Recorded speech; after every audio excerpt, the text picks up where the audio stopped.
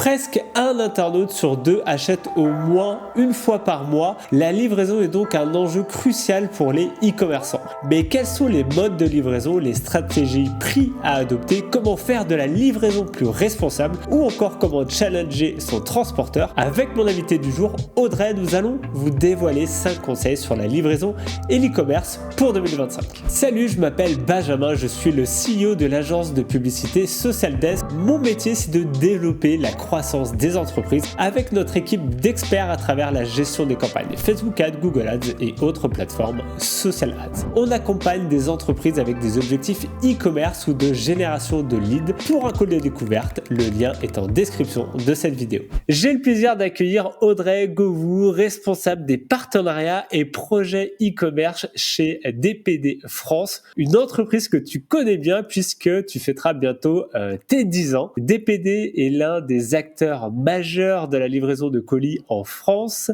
Tu es une grande passionnée évidemment de ton métier. Un plaisir de t'avoir ici avec nous pour partager. Comment ça va, Audrey ?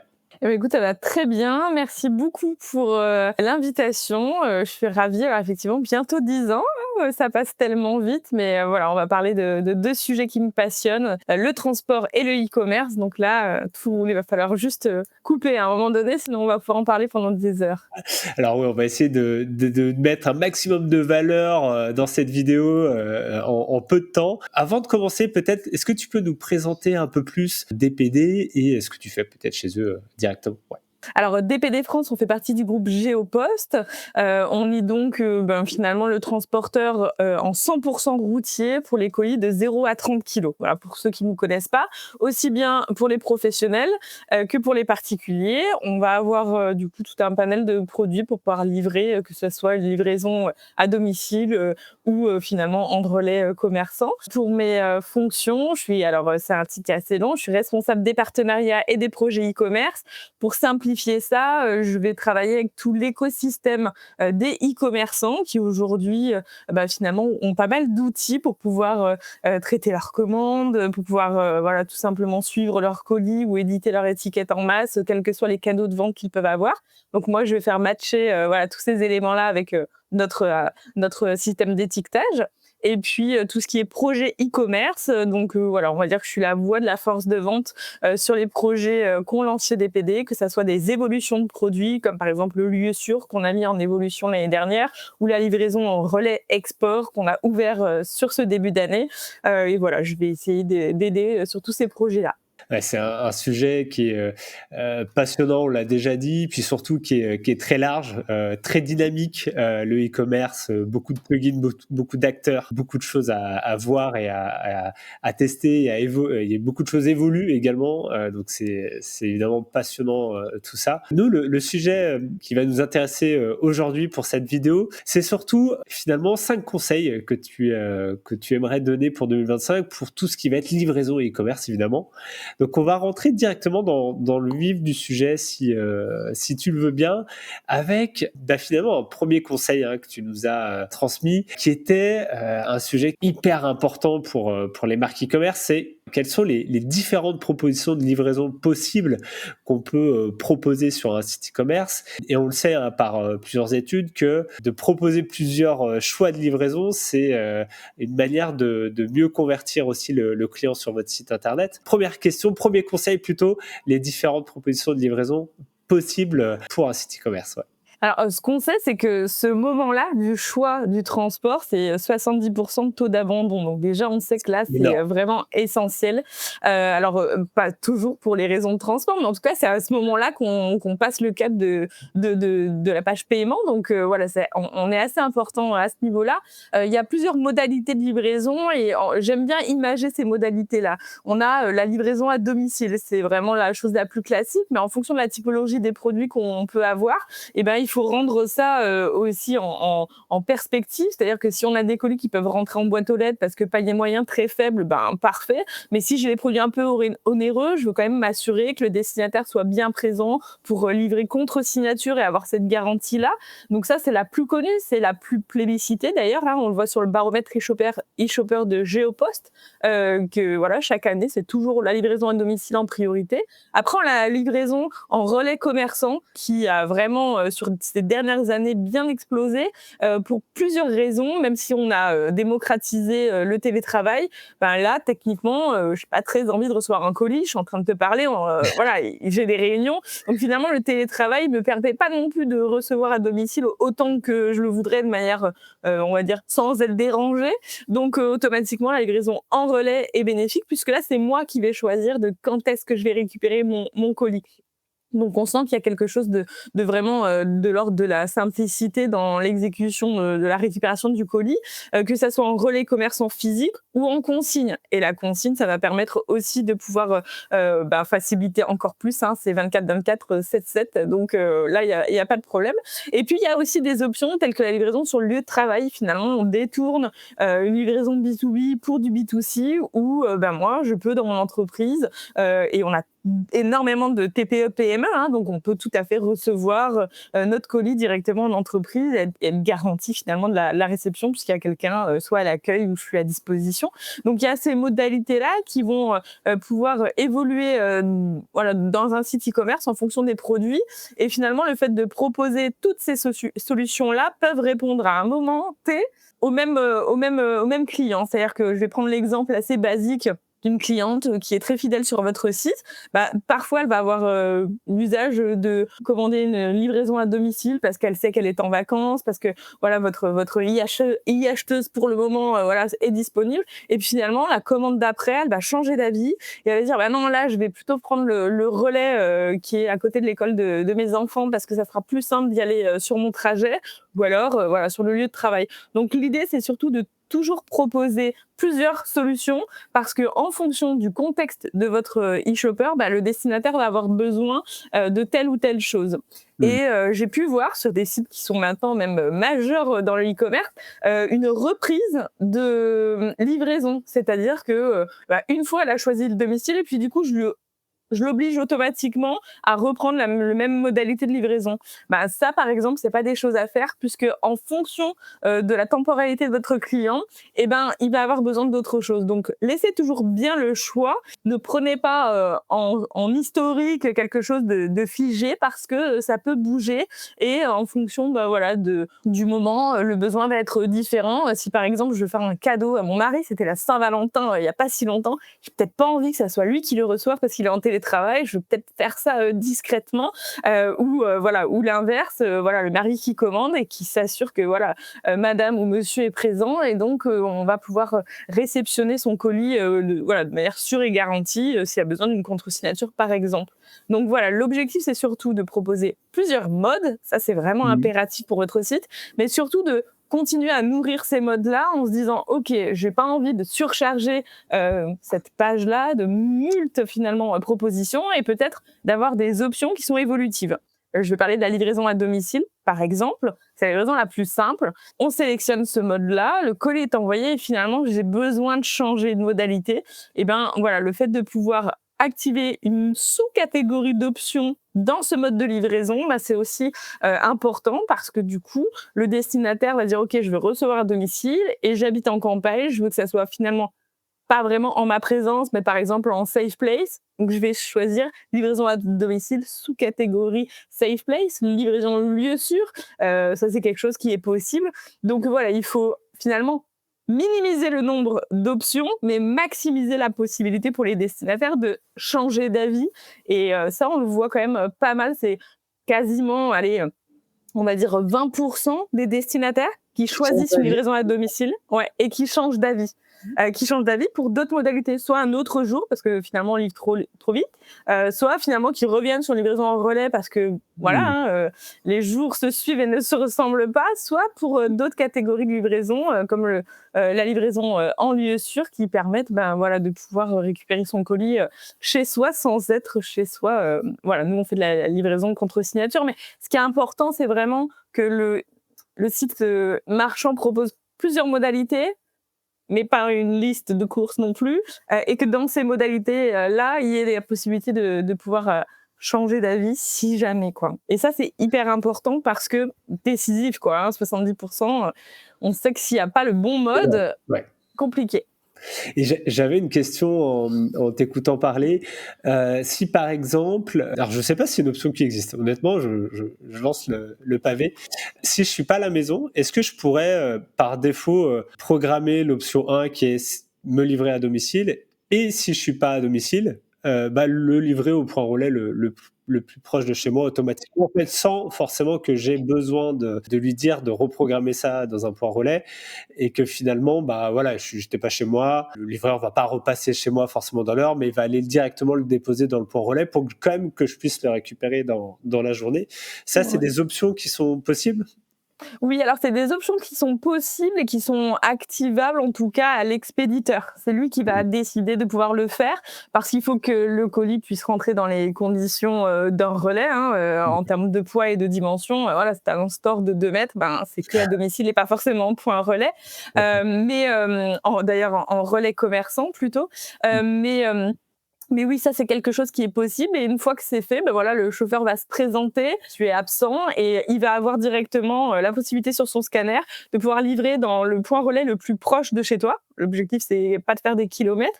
Et donc, si l'option est activée par l'expéditeur, ben, il va automatiquement le déborder en relais commerçant et tu pourras donc, toi, recevoir une notification qui dit, bah, on a tenté de te livrer, tu étais absent, finalement, retrouve ton colis agit, et ça c'est hyper important, directement dans le relais commerçant avec la liste des horaires, de l'adresse, etc. Mais c'est effectivement quelque chose qui se développe, alors ça existe depuis longtemps, mais qui est bien apprécié en termes de, on va dire, de NPS et de suivi, parce que t'es pas obligé d'attendre le lendemain que le chauffeur doit repasser, tu as directement ton colis, t'es averti directement par email, et donc tu peux récupérer ton colis à J même si tu n'étais pas présent au moment de la livraison. Donc ça, c'est voilà, c'est vraiment quelque chose qui est assez apprécié des destinataires parce que voilà, des fois on se loupe avec le chauffeur et donc ça permet voilà, de récupérer à J et donc on raccourcit les délais en faisant cette opération-là, ouais. Typiquement, voilà, si vous allez courir entre midi et 2 et qu'il passe à ce moment-là, ça peut être une solution bis. Et moi, je me suis vraiment retrouvé dans ce que tu as dit. Je suis en télétravail, comme peut-être pas mal de personnes suite au Covid maintenant. Et je reçois des colis, je peux être en réunion. Donc, finalement, oui, je récupère les colis, mais ça va me déranger dans mon travail. Je suis en réunion, donc je dois quitter la réunion parce que finalement, on sonne. Donc, je vais quand même y aller, quoi, finalement. Donc, c'est vrai que cette option, même si il y a de plus en plus de télétravail, le point retrait chez le commerçant, c'est vrai que c'est quelque chose qui peut, a priori, qui a beaucoup progressé ces derniers temps. Ouais, ouais. Et ça m'étonne pas, quoi, finalement. Dans les changements, en l'occurrence, une livraison à domicile et avec un changement de la part du destinataire hein, à sa demande, c'est un des choix qui est plébiscité le plus parce que finalement, on avait peut-être soit pas eu le choix d'avoir de la livraison à domicile, on le voit sur les marketplaces hein, qui sont très finalement alors pas en retard, mais en retrait sur cette proposition de relais commerçants. On a beaucoup de livraisons à domicile et on te propose pas autre chose. Et ben le fait de pouvoir changer d'avis, basculer sur une livraison en relais commerçant, ça fonctionne bien. Et puis il y a encore quelque chose aussi de l'ordre de l'émotionnel. Moi, j'aime beaucoup parler de ça. Mais la livraison nous à domicile, on envoie un créneau horaire de 3 heures, ok. Et puis voilà, comme tu dis, finalement le créneau horaire c'est pile au moment où je vais aller courir un peu, donc je serai peut-être pas forcément là. Alors que d'aller chercher son colis en relais, il y a aussi l'espèce d'intention positive où on subit pas une livraison, quelqu'un qui sonne. Enfin voilà, à chaque fois que quelqu'un sonne, t'es toujours un peu voilà. Donc ça peut être aussi positif pour toi de te dire finalement plutôt que d'être coupé dans un moment de la journée qui est pas forcément idéal pour moi, je change directement sur du relais commerçant.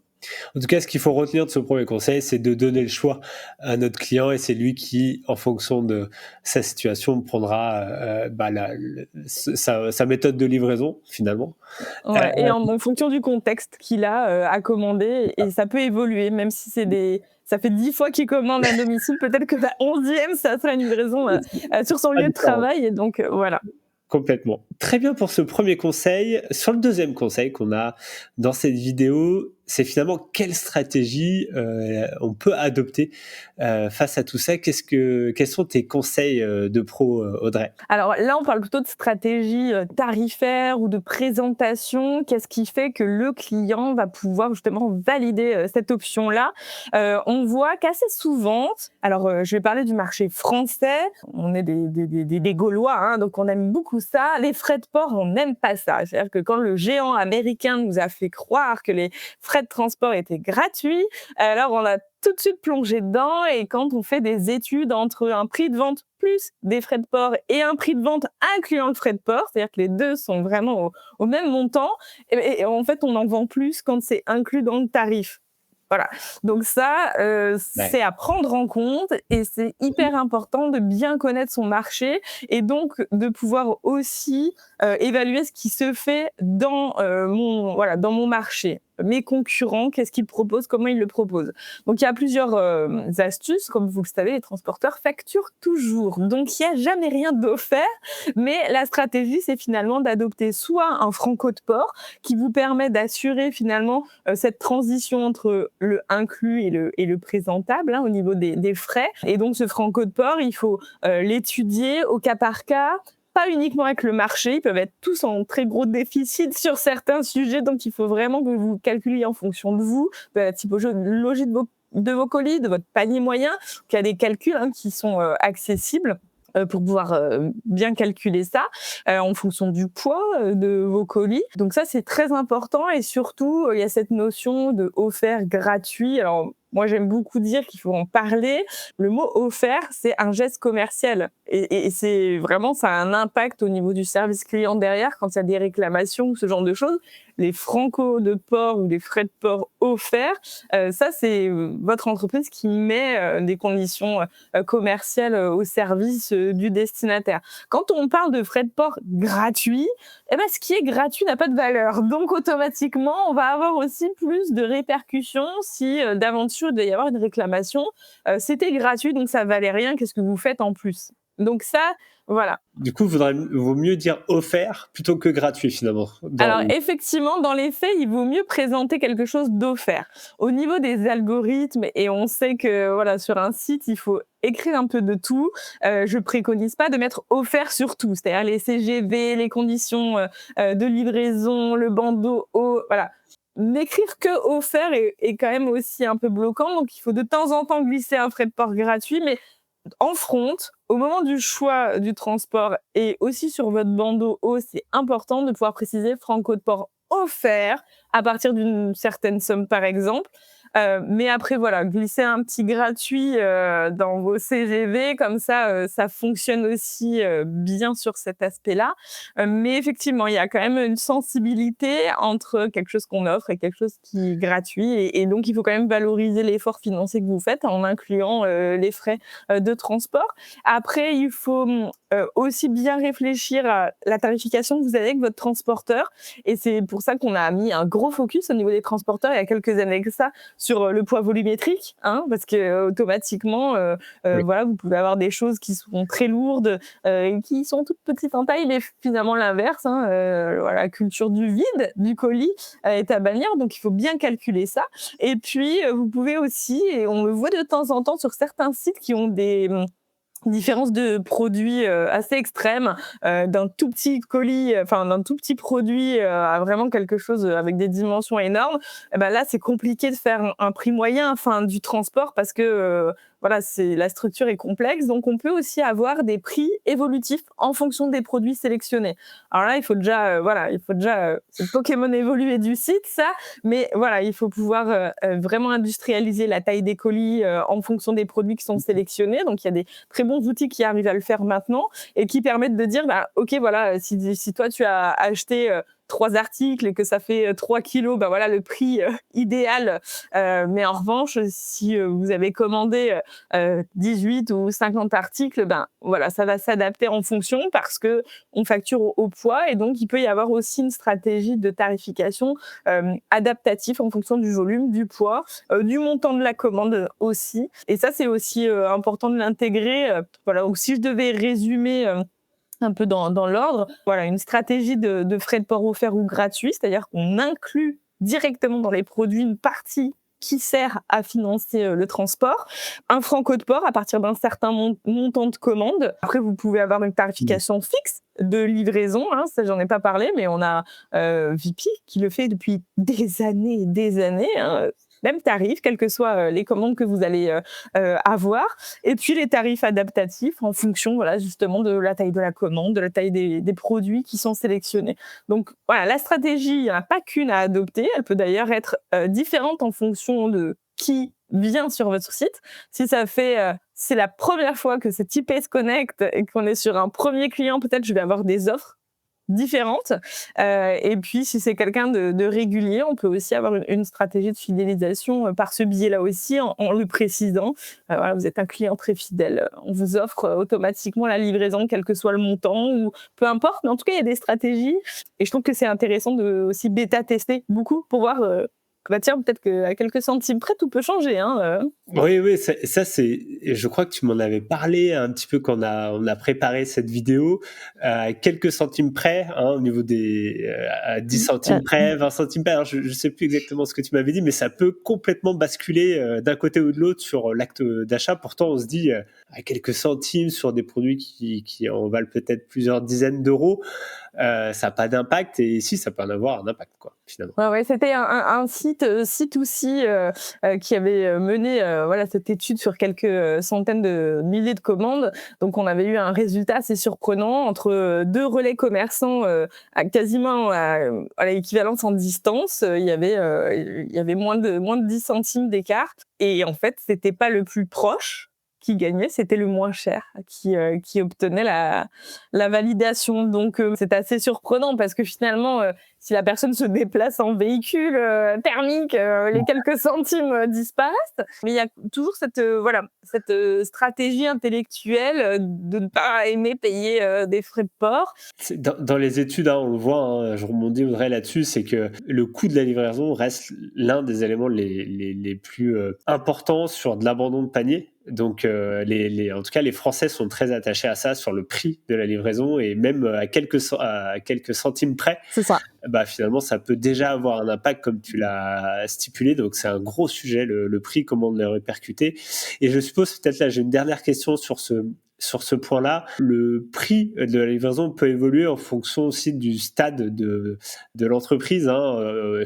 Je prends l'exemple d'une petite marque qui se lance en e-commerce comparé à une marque qui aura beaucoup plus de volume si elle est plus grande au bout de 5-6 ans d'expérience. Il y a peut-être aussi cet effet volume où on arrivera d'un point de vue d'une marque à baisser un peu plus les frais de livraison par rapport à une jeune marque qui se lance et qui est peut-être un peu plus contraint sur ses tarifs, à avoir des prix peut-être un peu plus élevés que certains groupes. Ouais.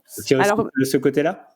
Ouais, alors en fait ça, il y a un semi-mythe quand même, hein. C'est-à-dire que la différence tarifaire entre un très petit et un très gros, on ne divise pas par deux le prix du transport. Ça c'est, voilà, je tiens à rassurer tout le monde. Voilà, il n'y a pas ce gap-là. Il y a effectivement l'effet de volume. Ça, c'est évident. Dans le transport, on ne travaille que sur l'effet de volume. Et c'est la raison pour laquelle, par exemple, chez DPD, on s'est diversifié au point de faire du B2B, du B2C. Et dans le B2C, plusieurs catégories de livraison. C'est pour que lorsqu'on fait une ramasse, on ramasse un maximum de colis, ce qui permet, du coup, d'avoir finalement une réduction de la base fixe du prix du transport. Et ça, automatiquement, c'est lié à la volumétrie, puisque le coût d'un camion, je vais le schématiser comme ça, mais disons qu'un camion, s'il vient pour 3 colis ou pour 50 colis, la base est la même. En revanche, dès lors qu'on va avoir la capacité de pouvoir remplir le camion en entier, c'est différent, puisqu'on va tasser tout simplement, écraser les charges fixes, et donc on va diviser ça par le nombre de colis. Donc il est certain qu'une petite entreprise qui va démarrer avec que quelques colis par mois, ça va être un peu plus cher. Mais la donne, elle n'est pas complètement différente, et puis le chemin à parcourir pour pouvoir faire 10 colis jour ou remplir une semis de 500 colis est assez différent.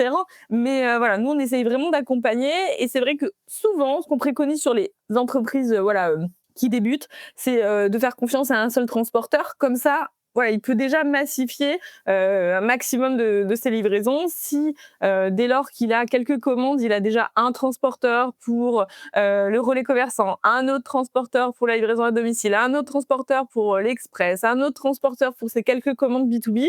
Bon, bah là, automatiquement, il va payer voilà, un Ouais, prix ça le plus sera élevé. quoi. Exactement, le stock va être plus cher, alors que là, s'il peut centraliser la totalité sur un seul transporteur, eh ben, on va automatiquement compter voilà, l'intégralité des colis, quel que soit le produit. Hein. Quand on ramasse tout en même temps. Et donc là, ça va minimiser. Maintenant, voilà, les très gros chargeurs sont aussi très forts en négociation, ça c'est évident, mais ils ont des capacités d'emport qui sont beaucoup plus importantes. Et puis, tu sais, on en a parlé juste avant, il s'agit de remplir le camion. Donc, si finalement on est sur le seuil où il faut mettre un deuxième camion, et ben rebelote, la rentabilité du dossier va se retravailler en fonction de ça. Donc, faut un espèce d'équilibre entre les deux, et c'est pour ça que nous on étudie tout en expliquant bien voilà quelle est la part de chaque chose.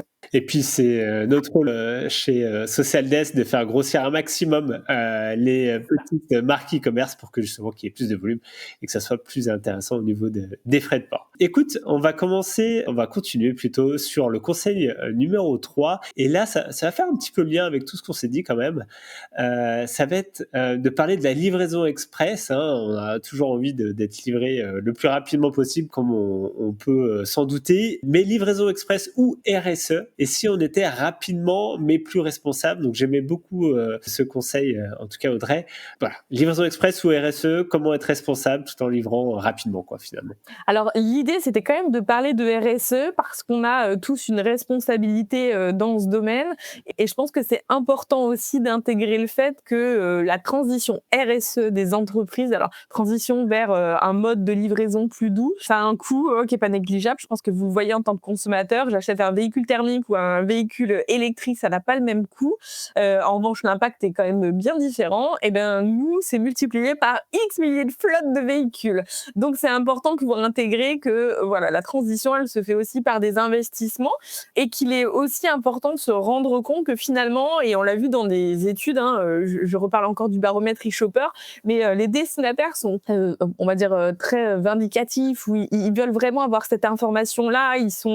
On fait tous du tri sélectif de plus en plus, on est hyper attentif à tout ça. Et donc c'est très important aussi de faire corréler les engagements RSE qu'on peut avoir, et donc solliciter ce qui est fait dans voilà, les entreprises avec lesquelles vous travaillez au niveau du transport, pour voir quelle est l'évolution de la part du RSE ou quoi, mais aussi de se rendre compte que l'express, ça ne veut pas forcément toujours dire moins RSE que quelqu'un qui livre en 3 ou 4 jours. On peut voir certaines sociétés s'exprimer en disant entre guillemets, plus c'est lent, plus c'est RSE. Ben, pas forcément. L'objectif pour un transporteur, c'est d'être très aligné sur son capacitif d'emport. C'est-à-dire qu'aujourd'hui, si j'ai un camion et qu'il est à moitié vide et qu'il doit faire le trajet Paris-Nice, eh ben, il est beaucoup moins RSE qu'un véhicule, même s'il met 3 jours hein, ou 4 jours, il est beaucoup moins efficace qu'un véhicule qui fait du 24 heures. Nous, c'est ce qu'on propose quasiment sur toute la France, avec des véhicules qui sont remplis, et quitte à ce que les 10 derniers colis qui ne rentrent pas dans le colis prennent un jour de plus pour être livrés le lendemain. Donc l'objectif, c'est de se dire que non, être rapide, livrer en 24 heures, c'est pas forcément incohérent avec une livraison en mode alternatif. En revanche, questionnez vraiment votre transporteur sur comment est-ce qu'on les livre les colis. Le dernier kilomètre est extrêmement polluant, donc c'est celui sur lequel nous, on a plus de 1000 véhicules alternatifs. Hein. On a pu voir d'ailleurs sur certaines photos que je publie, même des vélos cargo dans certaines villes. L'objectif, c'est ce dernier kilomètre, et de pouvoir vraiment avoir conscience que c'est pas la rapidité qui fait le RSE, et finalement c'est les investissements que font ces sociétés-là de transport pour pouvoir répondre à la demande qui est d'être voilà, bilan carbone zéro. Nous, on édite pour chacun de nos clients d'ailleurs le bilan carbone de l'année sur leurs colis. Et finalement, s'informer, c'est aussi être actif et acteur de ça. Nous, ce sont nos clientes, on commençait à nous en parler, on pousse avec le groupe La Poste est numéro 1 dans ce domaine, pour pouvoir petit à petit accompagner aussi bien nos sous-traitants que nos véhicules en propre d'être justement plus propres. Donc voilà, c'était cette petite notion-là parce que parfois on peut confronter les 2 et Complètement, voilà. c'est vraiment une idée reçue, moi, que j'avais aussi et je pense que beaucoup de personnes, étaient dans mon cas et c'est vrai qu'on se disait: «Livraison express, c'est pas forcément ce qui est le plus RSE» et finalement, tu viens de le montrer, c'est pas du tout, en opposition. C'est surtout le dernier kilomètre où là, il y a peut-être plus de travail à faire sur de la mobilité douce, comme par exemple des vélos cargo où, là, effectivement, il y a peut-être plus un impact, mais c'est hyper intéressant et je trouve aussi, bien que l'entreprise, qu'en tout cas la marque puisse récupérer un bilan carbone. Oui. Si elle est vraiment dans une démarche RSE, c'est peut-être aussi un outil de communication qu'elle va utiliser pour publier chaque année ou tous les mois, tous les trimestres, son bilan carbone et notamment sur la partie livraison. Donc c'est aussi une grosse transparence et beaucoup de marques jouent cette transparence, donc c'est intéressant, quoi. Ouais et puis, s'y intéresser, c'est déjà avancer. C'est-à-dire que, voilà, ce qu'on ne regarde pas, peut avoir un impact colossal, mais s'y intéresser, c'est déjà être attentif à ce genre de choses et on prend des décisions aussi en conséquence de ça. Nous, parfois, on répond à des appels d'offres et on explique clairement: «Oui, OK, on est un tout petit peu plus cher», mais en fait, on vous explique pourquoi. Parce que ça a aussi, un impact derrière de pouvoir, présenter ces solutions-là et puis, il y a aussi la force du destinataire, hein, d'impacter aussi le destinataire sur sa capacité de retrait. On parlait tout à l'heure des relais commerçants. Si tout le trajet, parce qu'on a aussi des poids lourds hein, en véhicule alternatif, donc voilà, je parlais du dernier kilomètre, mais les grandes distances peuvent être aussi faites en véhicule alternatif. Donc si on fait tout ce travail-là, nous en tant que transporteurs, et que le dernier kilomètre, un bon vieux véhicule thermique pour faire 4 minutes de route, est-ce qu'il n'aurait pas mieux fallu une livraison à domicile? Je ne sais pas dans ces cas-là, mais voilà, et c'est aussi d'évangéliser un petit peu cette culture-là, de se dire, OK, on peut peut-être faire tous ensemble des efforts, mais voilà, il ne faut pas qu'ils soient réduits à néant parce que le dernier kilomètre qui serait le retrait se fait différemment. Et on le voit un peu évoluer à ce niveau-là, parce qu'on fait des questionnaires pour savoir un petit peu comment ils ont récupéré leurs colis sur ces relais commerçants. Souvent, c'est soit à pied, en vélo, mais c'est quand même beaucoup en véhicule thermique pour le moment. Et puis, est-ce qu'ils y vont uniquement pour ça? Donc, j'ai genre fait le trajet juste pour récupérer mon colis, ou est-ce que j'ai associé ça à un trajet quotidien, aller au travail, aller à la crèche ou autre chose? Et même que de poser la question dans nos questionnaires, je pense que ça révèle aussi, d'un point de vue destinataire, de se dire: «Ah OK, en plus, je réponds pas forcément ce qu'il faudrait. Peut-être que la prochaine fois, je serai attentif à le faire différemment». Donc c'est tous ensemble et le fait d'en parler, ça permet d'acculturer tout le monde aux petits gestes du quotidien qui feraient la différence, ouais. En tout cas, on est tous un peu responsables à notre échelle sur cette question-là. Le conseil numéro 4 fait toujours un peu le lien. On a bien Bien structuré travaillé. enfin tu as bien structuré tous les conseils. C'est le conseil numéro 4, c'est quid du NPS ou comment challenger finalement son transporteur. Et voilà, là, on peut être sur une transition aussi. Peut-être rappeler, pour ceux qui n'ont, voilà, de rappeler rapidement ce que c'est que le NPS en une phrase, Audrey, si tu le veux bien. Ouais. Alors, le NPS, c'est le Net Promoter Score. On en parle depuis des années, on sait à peu près ce que ça veut dire. Grosso modo, je schématise le trait, mais on va demander une note au destinataire sur la base de la recommandation, à quelle note vous recommanderiez le service ou l'entreprise ou le produit que vous avez utilisé. On a les promoteurs, donc c'est ceux qui notent 9 et 10. Et après, on a les détracteurs, donc c'est de 0 à 6, et les nôtres, hein, de 6 à 9. On fait un calcul savant, mais pas si savant, et la note, elle peut aller de moins 100 à plus 100. Donc ça, c'est la base sur laquelle tout le monde est logé à la même enseigne. Ok. Donc là, c'est le Net Promoter Score. C'est assez bizarrement des choses sur lesquelles l'impact d'une entreprise sur sa capacité à bien réaliser le service, hein, je parle du transport par exemple, ça peut évoluer vraiment du qui tout double en fonction de la situation. Ouais. Et donc, c'est hyper important. Alors, pourquoi c'est hyper important de challenger son transporteur? Déjà parce que, normalement, il devrait déjà le faire depuis des années. Nous, c'est ce qui est inscrit déjà dans notre ADN depuis plusieurs années. Je crois que quand je suis rentrée chez DPD France, on était déjà là-dessus. Et donc, ça veut dire que finalement, si c'est au cœur des préoccupations de l'entreprise, on va vouloir la meilleure note possible. Et donc, pour améliorer cette note-là, il faut que le service il soit parfait. Parce que Finalement, on pourrait se dire, assez souvent, je compare avec les notes de mon fils, un 7 sur 10, c'est déjà très bien. Oui, et nous, ce qu'on vit, c'est vraiment l'excellence. Et le 9 sur 10, ça veut dire que ça ne souffre d'aucune contestation pour le destinataire, en l'occurrence. C'est-à-dire que ça a été fluide, c'est ce à quoi il s'attendait en termes de livraison. Et donc, voilà, on vise ça. Donc, voilà, les notes de NPS, c'est une première base, mais pas que. Alors, voilà, comment challenger son transporteur? Je le dis parce que nous, on le fait, donc c'est la possibilité aussi pour nos expéditeurs ou les futurs clients qu'on peut avoir qui nous regardent. On le fait dès lors que le chauffeur va livrer son colis, c'est-à-dire on envoie un questionnaire au destinataire avec cette note NPS. Ça, c'est la base. Et puis après, on va dérouler tout un tas de questions. Et finalement, ces questions-là sont récupérées par le transporteur. Elles permettent d'avoir les vraies infos du transport.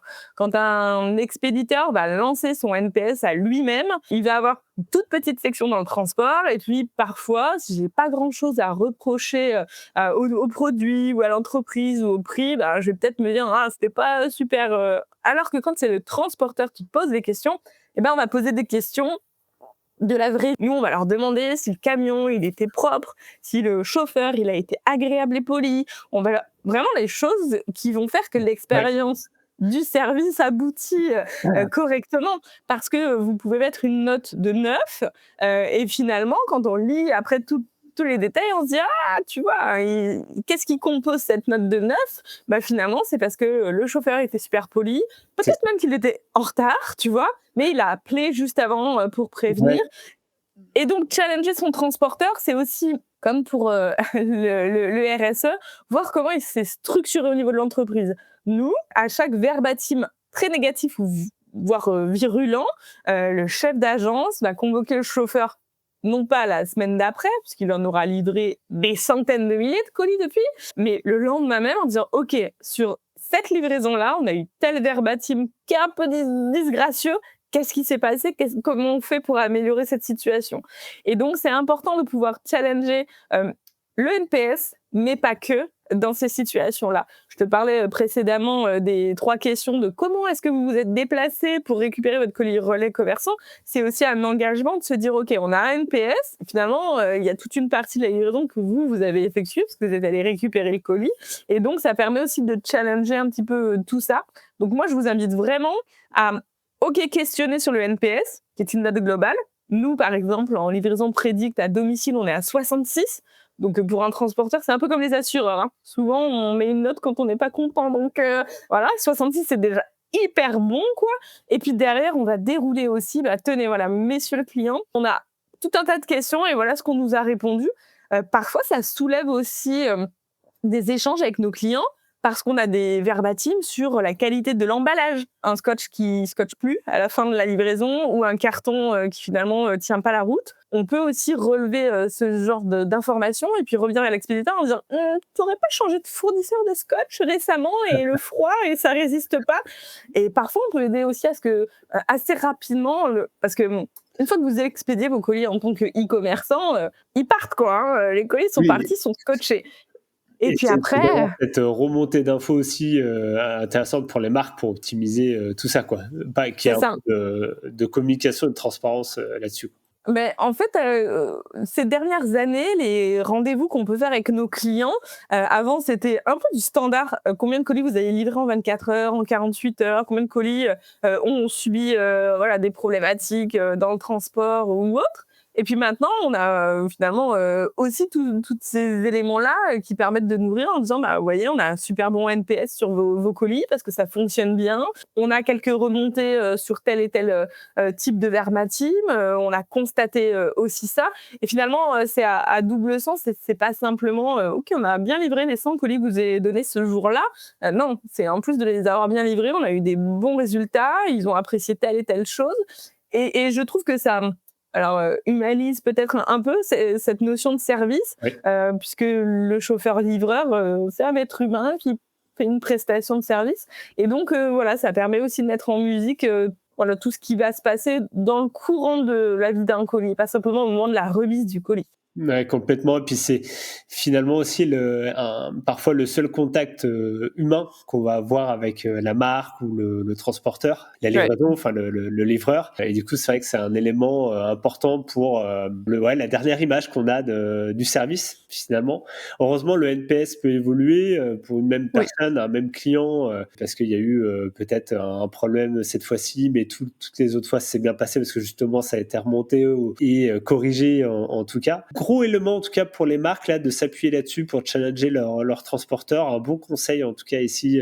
Ouais, Ouais, il faut pas hésiter à questionner. Et juste, je terminerai juste là-dessus. C'est aussi hyper bien pour nous, les chauffeurs-livreurs. C'est-à-dire que oui, on remonte les verbatim négatifs, mais quand on a des éloges, bah, ça nous permet aussi de dire, bah, tu vois, ta livraison, elle s'est super bien passée, t'as des bonnes notes. Et donc finalement, bah, qu'on travaille du quotidien, qui est quand même enfin, disons-le clairement, hein, le travail de chauffeur-livreur, moi, je salue leur prouesse chaque jour, hein, entre le stationnement, enfin voilà, la conduite, le nombre de colis à livrer, les destinataires qui sont tous avec des caractères différents, voilà. Au même titre, on pourrait mettre des étoiles ou pas, mais voilà, et c'est hyper important aussi de pouvoir dire, bah, tu vois, enfin voilà, les prestations de services que tu offres, c'est professionnel, et en plus on le voit dans les stats et ces commentaires-là. Et parfois on a des expéditeurs qui bloquent nos notifications NPS. Moi je dis surtout pas. On a des très bons taux de réponse, et en moyenne. Alors quand je dis très bons taux, tu vas rigoler, parce qu'on a entre 12 et 15% de taux de réponse de NPS. Donc c'est très peu en finalité,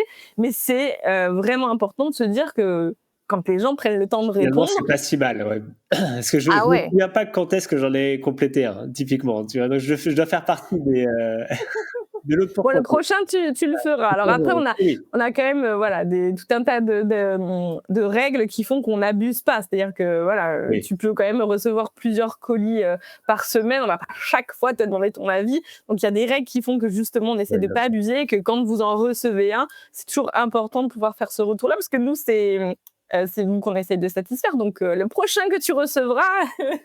Audrey, c'est noté de mon côté. Surtout si je vois que c'est DPD, alors là, absolument, je vais faire ça. En tout cas, dernier conseil, Ouais. et du coup, là, on va parler peut-être un peu plus chiffres. Quelles sont les études disponibles? Parce qu'il y a beaucoup, voilà, on lit beaucoup de choses, et surtout comment les lire? Est-ce que tu as un petit peu des données à nous transmettre et des tips à ce niveau-là, quoi? Ouais, alors là, bah déjà, si vous êtes en train de regarder ce webinaire, bon point, il faut vous alimenter des webinaires. Ils permettent notamment d'apprendre pas mal de choses. C'est du condensé, moins d'une heure. Vous pouvez le faire en même temps que vous faites autre chose. Vous êtes, voilà, assez actif là-dessus. Donc, dès que vous avez l'occasion, et LinkedIn est une source voilà, incroyable de webinaires disponibles, je pense qu'il faut le faire. De temps en temps, ça permet de mettre un puce à l'oreille en se disant « Oh, tiens, j'avais pas pensé à ma stratégie de frais de port depuis très longtemps. » Parce que ça roule et que le quotidien, il fait que ça avance très vite. Et donc là, ça va vous permettre de mettre le nez là-dedans. Voilà, tes webinaires, ils sont hyper divers et variés, et donc ça permet déjà ça. Donc moi, déjà, le premier conseil, c'est les webinaires, c'est facile, ça se consomme plutôt facilement. Après, tout ce qui est études, vous avez la FEVAD, ça, c'est l'organisme de référence. Bien sûr, y être adhérent, ça a un coût, mais alors tellement de bénéfices, parce que là, on a les études dans le concret. Et puis, il y a toutes les études qui sont faites par diverses entreprises et qui sont délivrées assez facilement du moment que vous leur offrez vos coordonnées email.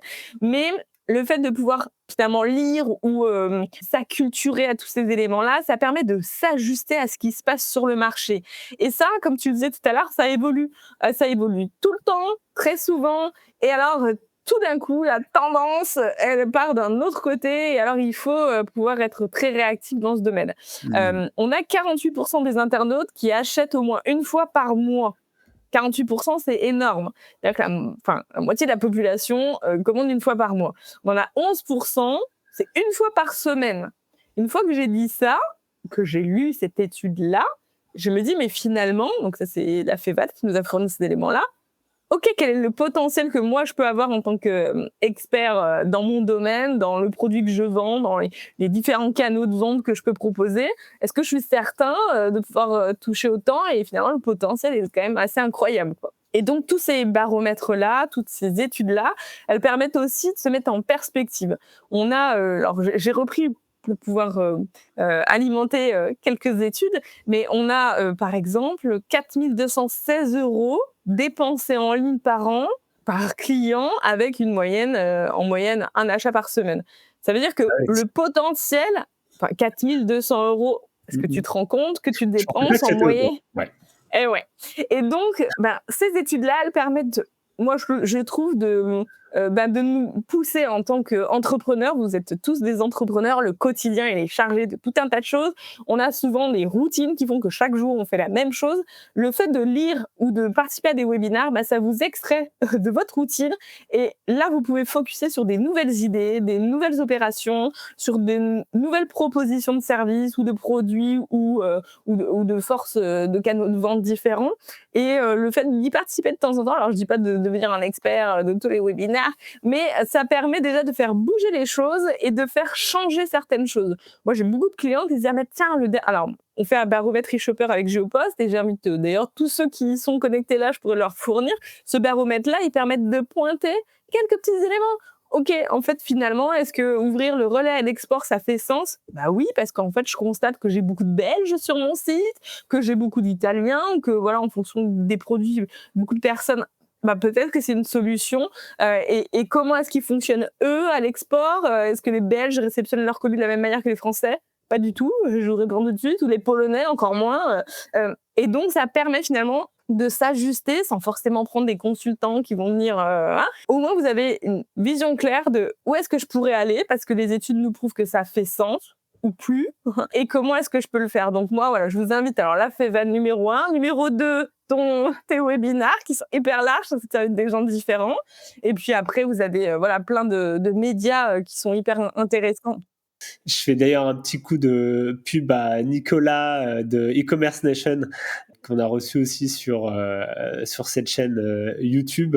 Évidemment, e-commerce Nation qui est un média avec beaucoup aussi de tendances, d'études pour les e-commerçants. Donc là aussi, un gros vivier d'informations pour vous.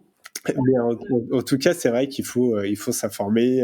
Il y a beaucoup de nouvelles solutions qui arrivent, beaucoup de nouvelles tendances. Et après, faut faire le tri dans tout ça et voir ce qui est le mieux pour vous, tout simplement, quoi. Oui, puis j'ajouterais qu'une fois qu'on lit ces études ou qu'on participe à ces webinaires, n'hésitez pas à poser des questions. Moi, j'ai souvent, après coup, une fois que le webinaire est passé, quelques semaines après, des questions. « Ah, j'ai vu que vous aviez dit ça dans mon business. Comment est-ce que vous vous mettriez ça en parallèle ?» C'est vrai que là, on a une heure pour échanger. On parle de grosses théories. Quelqu'un qui fait du fashion et quelqu'un qui fait de la déco va pas du tout avoir les mêmes intérêts ou obligations en fonction des choses. Donc, n'hésitez pas aussi à challenger les gens que vous écoutez parce qu'ils peuvent avoir des réponses différentes. Nous, on a une très grosse culture, par exemple, dans le pet food. Alors, si tu fais de la croquette, on a vraiment une expertise dans ce domaine. Et si demain, vous lancez une marque de collier pour chiens, et là, je fais un petit coucou à ma belle-sœur qui a une marque là-dessus, automatiquement, les destinataires vont avoir des attentes qui sont un peu différentes de celui qui va commander en masse sur d'autres sites. Donc, oui, parce qu'il faut livrer dans la niche du chien, quoi. C'est ça la différence, quoi.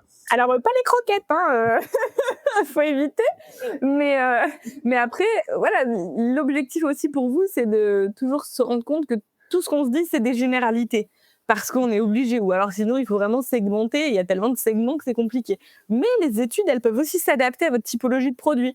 Nous, le baromètre, par exemple, je reviens là-dessus, mais si demain vous voulez sur une cosmétique, parce que vous êtes une marque de cosmétique qui se lance, on peut l'extraire avec simplement les réponses de ceux qui ont commandé de la cosmétique ces derniers mois, et ils auront des attentes qui sont un peu différentes de toi, qui fait un peu de trial, je crois, sur la réception des dernières baskets que tu as commandées pour ton prochain trail.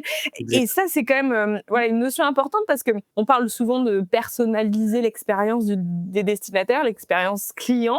Pour la personnaliser, il faut aller de bout en bout. C'est-à-dire que si votre site, il est nickel, il adresse la bonne cible, les bonnes personnes, vous avez bien mis les bons boutons au bon endroit, mais que la livraison, c'est du standard parce que finalement, on fait un peu comme tout le monde, Ah non, peut-être que la livraison justement de la dernière palette de maquillage à la mode, c'est justement un peu gant blanc, contre-signature, je mis une petite fortune dedans, même si c'est tout petit, que ça pèse pas lourd.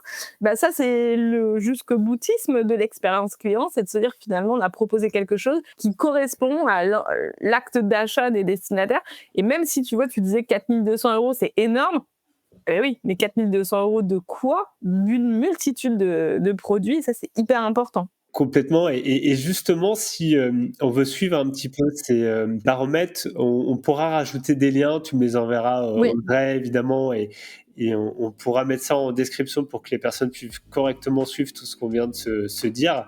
En tout cas, je pense que ça a été assez complet et j'espère qu'on a aidé, beaucoup de personnes, beaucoup de marques avec ces, 5 conseils.